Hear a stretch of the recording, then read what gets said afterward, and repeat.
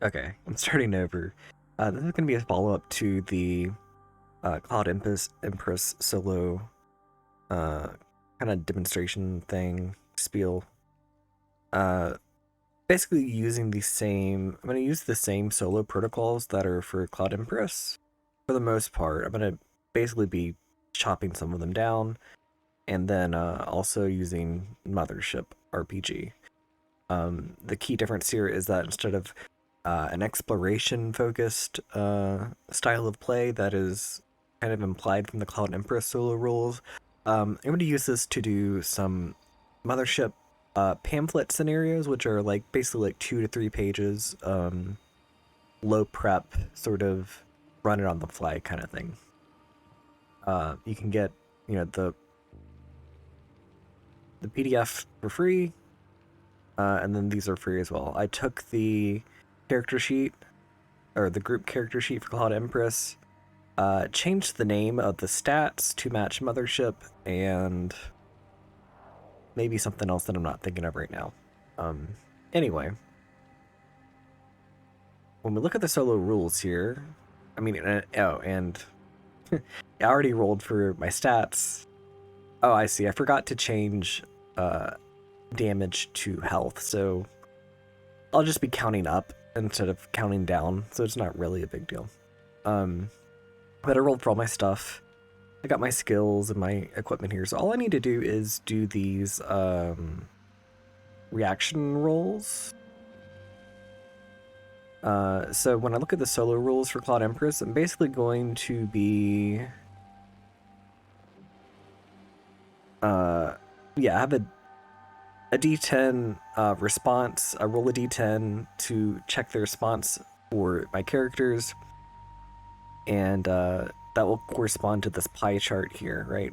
We can ignore the goals because this is more like exploration focused. Same with this. All right, so yeah, we go down here. Roll a D10 for each outlook. Well, oh yeah, we can ignore the outlook too. Yeah. Basically, we're just gonna be using the character response types, the mood table, and that's basically it. Just to be serve as like an oracle. And I might have to, and this is when it's uncertain, and for NPCs for the mood table, and in a horror game, things are going to be a lot more nasty. So might not need to use that as much, but sometimes friendly people or whatever, right? All right, so rolled the first D100. The way that this works is roll a D100, then you roll a D6, and the D100 corresponds here. So I got compassionate minus minus. So I'm gonna put minus minus in this box here in compassion. I rolled a D6 and I got a 1, which means there's only a 1 in 10 chance of that. All right. So this I might just like super cut because this is gonna take a minute, but all right, I'm just gonna do this for a while. All right, so here I am again. As you can see, I rolled for all of my reactions, and the way that it works again is for every plus that I get, I add them all up. That'll be increasing the tension, which is like the likelihood of the party wanting to fight. And then the minus is the decreasing of tension. So, as you can see, it looks like these people are. I guess this one in particular. I got a max roll for the arrogant, so that's not good. And then there's the NPC reaction roll, which also, you take that into account. And again, here's the solo rules. Basically, yeah, this is the main thing that you're going to be using. And then I decided to do this. I've ran this pamphlet before. It's very easy and like low prep. $2. I definitely think it's worth it. It does come with some audio files, which I forgot to set up. They're really cool. I used them last time. I think I deleted it, or I didn't feel like, whatever. And then also you can get some maps here for free for this is the base that the whole thing takes place on. Obviously, you don't have to, like, I mean, you can use like Roll20 or Alberudio or whatever before, but also like combat isn't like super like tactical, where like you're counting out how many squares away you are or anything like that. So you could, I mean, honestly, you could use like, you know, just like some, you know, like Photoshop or something like that, and then just put like move a token around if you wanted to like explore around like that, or whatever, however you wanted to do it. I mean, you don't even really need the map. It is nice though. So with that, I will give a brief overview. So, oh, wait, hold on. Do I have? Is it this one? Yeah, these are some just quickly. So this is an adventure that is actually has rules for solo play in it, and it was like designed with it in mind. It is really cheap, but it's also like 40 pages, and I feel like you could probably get like several sessions out of it. I haven't read it or anything, but I saw it on here. There's this one, which is, I think it's free. It's name your own price.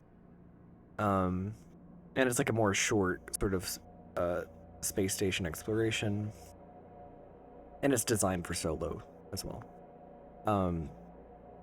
Hull Breach is really great. It is on the pricier side, but you actually get a lot with it. It doesn't have, it's like a series of one shots, and then like 2 to 3, you know, like really short one shots that don't require a lot of prep. Then it has like some other cool stuff in it. It's really great, but you know, if you don't plan on like playing Mothership a lot, you know, maybe wouldn't get that first. This one is a depth crawl, which I believe I kind of like went over in the Cloud Empress one. Basically, depth crawls are like super procedural, where like things are generated as you go along.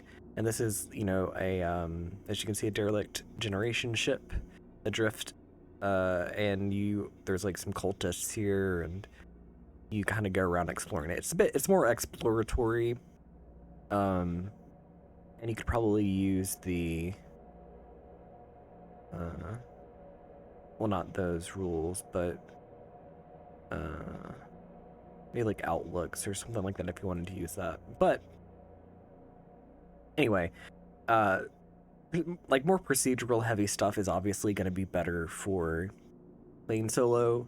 If like metagaming is like a problem, and it's also just like lower prep, like when you actually go to run the thing. So there's definitely some, like, it's more favored to that kind of play, even though it's not designed for solo specifically. And then I found this one, Fast in the Dark, which is what I read from reviews. It is again a procedural sort of like exploration type thing with lots of oracles, but it's instead of I think I don't know if I put it in the last video, but there is like, this is like a style of book that you'll see a lot in like OSR and NSR, where you have like a certain type of environment, and the whole book is just about kind of like procedurally generating stuff for that environment and going around and exploring it. And this one seems to be really good. I don't know why the image links are broken, but $5 is pretty great. It's in the same style as like Veins of the Earth or Into the Weird and Wild, or other stuff like that, if you're familiar with that. So pretty cool. I might check this out in the future. And then this, which I actually bought on Itch. This is if you wanted to play some Cloud Empress. It is, again, like a more depth crawl sort of procedural, exploring this like ancient city that was, fell into the ground or whatever. Really cool, but we're not doing that today. So what we're gonna do is, I could play any of those, right? But I think, damn it, Simba. Why are you attacking my cup? Hold on. Alright, the cat said, there's not enough food in the food bowl.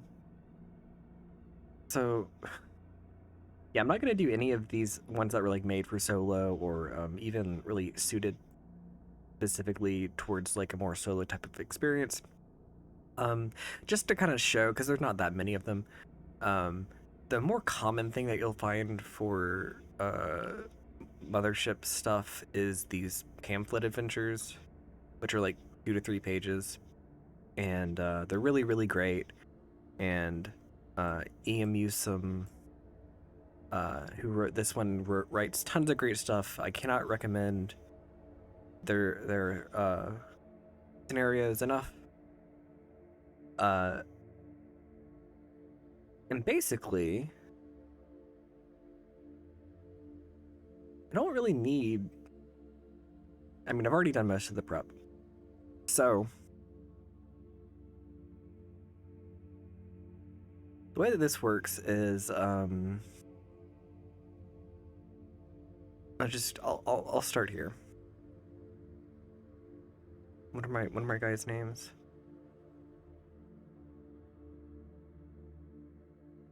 Dr. Giggles, Jethro, and Sid. You awaken with a pretty horrible headache.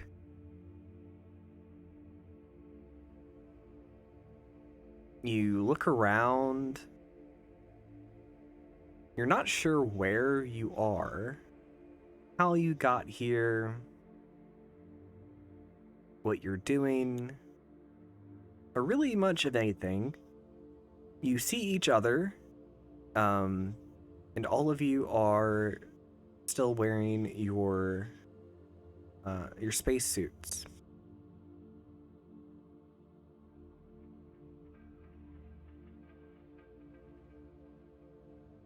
You look around, and you're in a very large, domed room.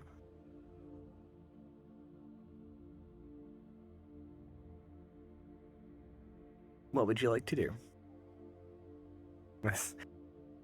I don't need to ask myself what I would like to do, but this is just to sort of structure things in a more familiar way. So I think Jethro, he's kind of like a oh wait, I have the party sheet. He's a bit of a crotchety old man, but he has a bit of a heart of gold, I guess, looking at his stuff here. I think he will be the first to get up and try to help Sid and Dr. Giggles.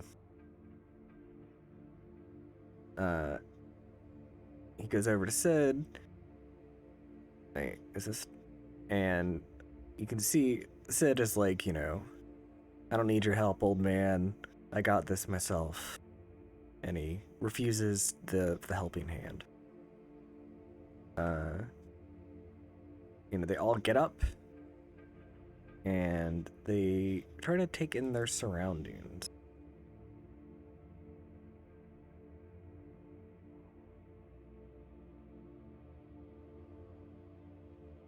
When all of a sudden, a robotic voice comes over the intercoms. Your friends at Azure Horizons would like to notify you of a meteorological event.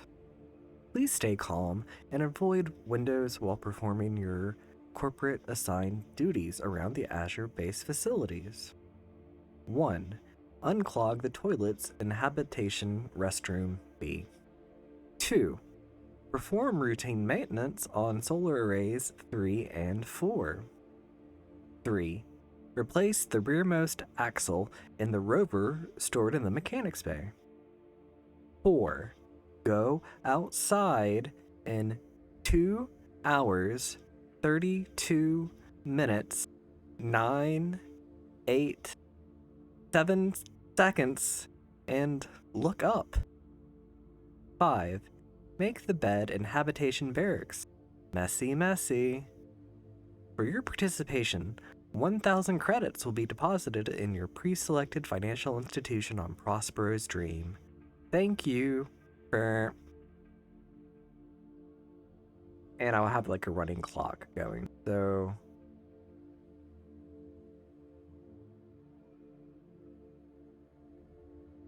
the party, they all kind of look around at the voice or in the direction of it. Just a bit confused. And Sid is like, I'm not cleaning any fucking toilets.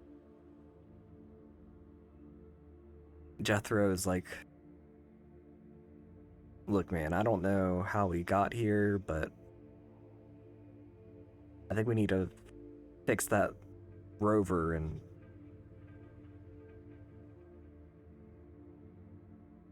get out of here. Something's weird about this place. Did you hear how it told us to go outside and look up? What the hell, man? And Dr. Giggles is, I guess he giggles, right? I guess he looks a bit silent and is trying to piece together what's going on right at the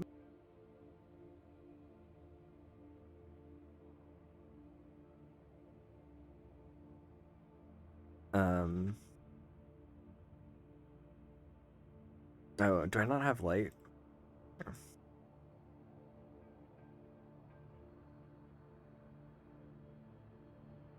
I think Sid will go around and just kind of like look for, well, he's looking for anything to, well, actually let's say Dr. Giggles. As I said, he was trying to figure out what's going on. He goes around, he opens this door, he goes in here to see if there's any clues that he can find, right? But what he sees is a door that has a bit of a window out, and the scene is of the desolate moon, not unlike Earth's moon. Perhaps unlike Earth's moon, though.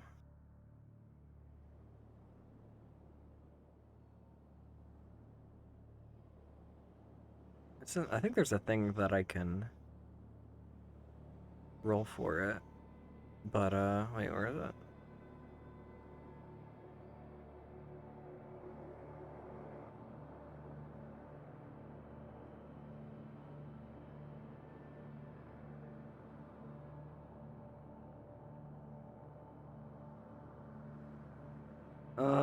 Oh, it's the random activity, isn't it? No, wait.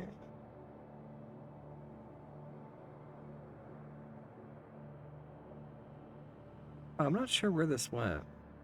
Basically, he looks outside and he sees people without any spacesuits on.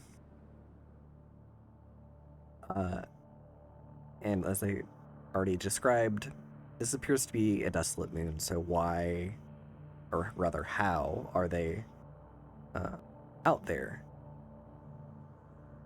And they're like jumping around in the low gravity, kind of carelessly. And this spooks him a little bit. I will say that he takes... Or actually, let me pull up the sheet. Say he takes 1d5 stress.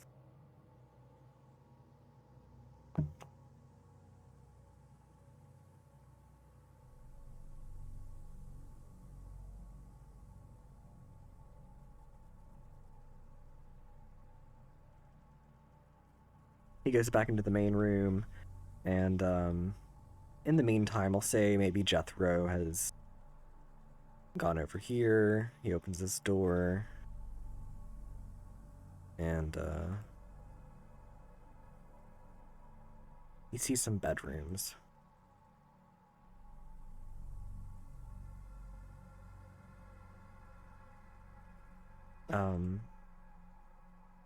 They seem to be in pretty, you know, there's probably like some family photos and just kind of normal stuff you'd find in someone's bedroom. Not what he's looking for though, so he comes back out.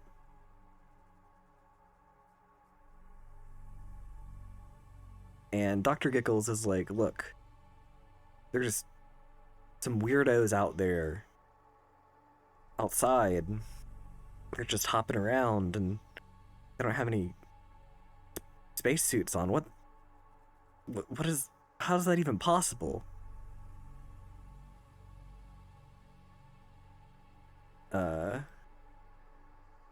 And Sid, as being a little arrogant, will kind of scoff and go to check it out himself. And indeed, they are still there. And he'll take 2 stress. I'm gonna keep opening that sheet instead of the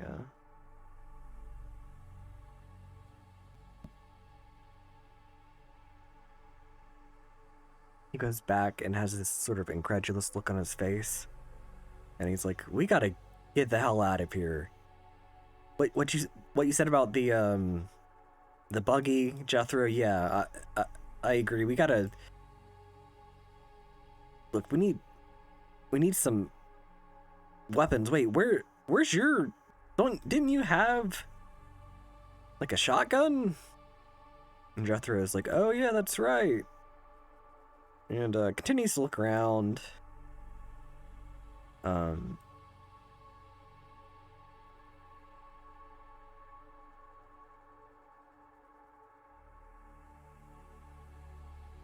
He goes in this room and he kind of yells, hey, Dr. Giggles, there's a computer in here. Maybe you can find out something about our situation on that, right? You got the brains. So Dr. Giggles goes over and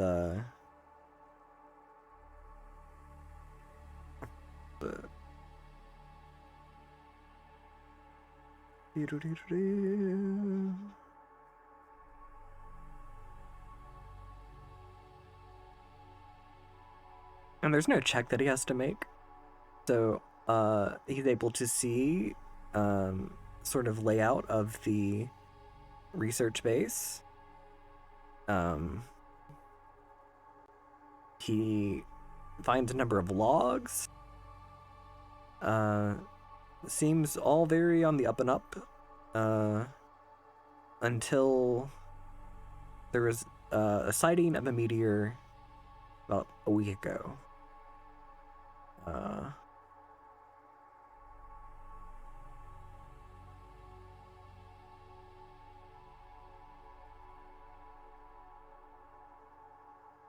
And I think and this is where you get to be creative. I think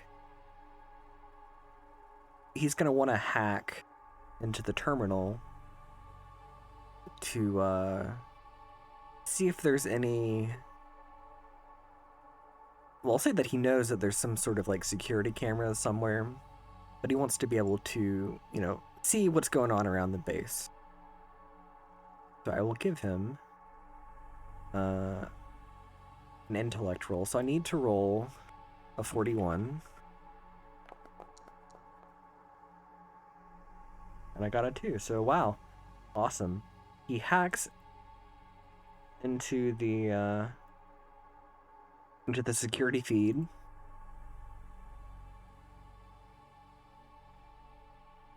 And what he sees, actually,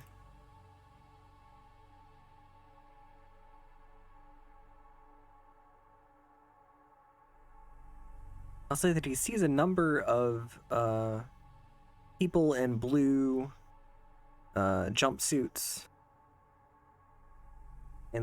by this giant telescope over here, and they are acting erratically. But for convenience, we'll say there's no audio, it's just the video feed.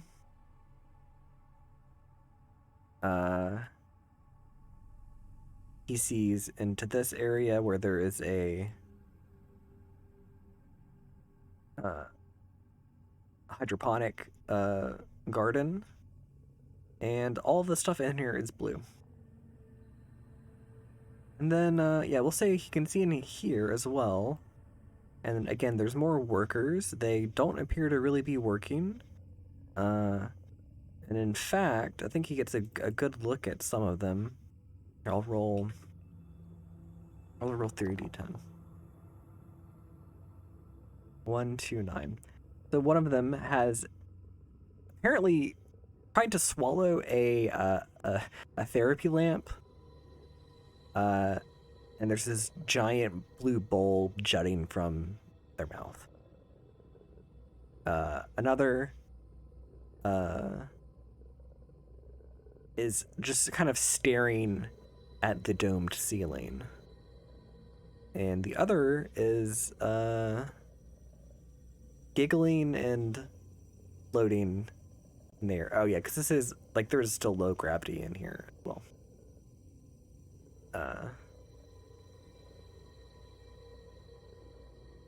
And Dr. Giggles says to Jethro, "Are you seeing this shit, man? This is messed up." And Jethro says, "Well, wait, didn't we came here on a ship? Check the outside cameras to see, can you see, is our ship out there?" And they do that. And I will give them 2 sanity saves with advantage.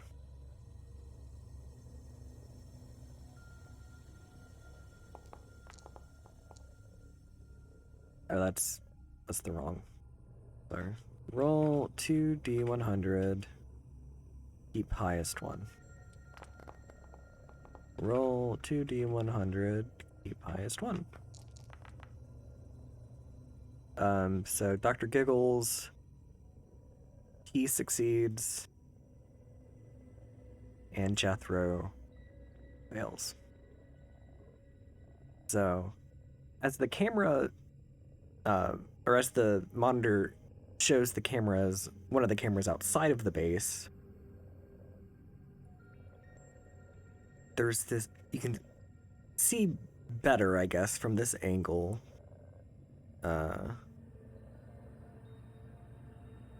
That a portion of the moon's surface is bathed in a pale blue light. It is, a